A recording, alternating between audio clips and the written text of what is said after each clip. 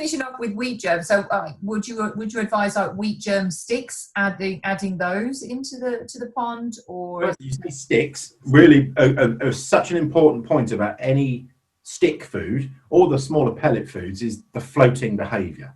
The food floats on the surface so we can see if the fish are eating it. Now in summer the fish are starving constantly, and the moment we go near the pond, whether we've got food in our hand or not, the fish probably are coming up to where they're fed because they're expecting some food. With wheat germ food, the fish are not going to be anywhere near as keen to feed. Every 10 degrees C drop in temperature sees the metabolic rate halving. So the fish are going to want half the food that they had 10 degrees C ago, if you see what I mean. Yeah. So they're not going to be anywhere near as active, and they're not going to be wanting as much food. So as we move to a wheat germ food, yes, having it as a floating stick, we can see if the fish are eating it or not.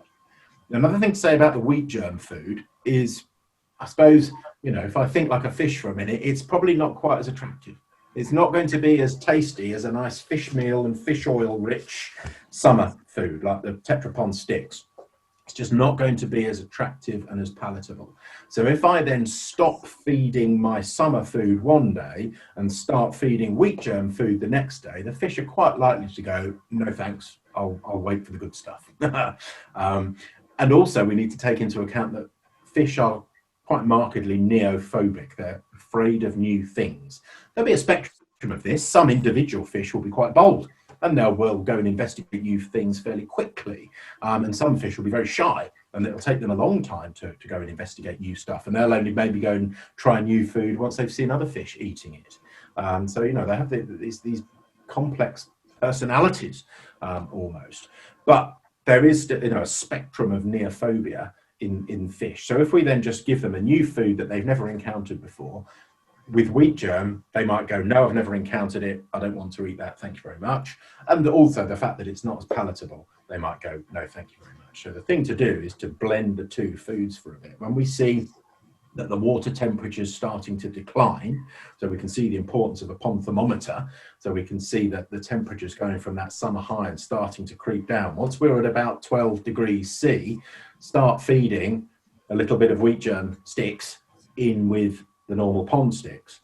And then as the temperature is getting closer and closer to 10 degrees C, we can get to a point where the fish are exclusively on wheat germ sticks, and they've never really detected any change. There's just this slow, gradual morphing of the diet from the summer food into the winter food.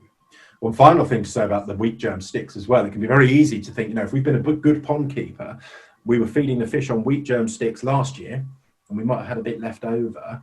Well, last year's wheat germ food is not going to be any good to us this year. At Tetra, we put an awful lot of time and energy and research into making sure that the vitamin and the mineral content of the foods in the pot, when you open the pot, that vitamin and mineral content, we can guarantee that for up to 4 years. 4 years once it's left the factory. Once you've then opened that pot of food, we're losing volatile vitamins quickly. We're losing vitamin C and some of the B group vitamins, which are just oxidized and lost to the air. So if we've had a wheat germ food that's been sat in the shed or the greenhouse or wherever for the last 8 months since we last used it, there's no way there's going to be enough of a vitamin C content, the B vitamins, that are going to be left residual in that. What if they're kept in an airtight container?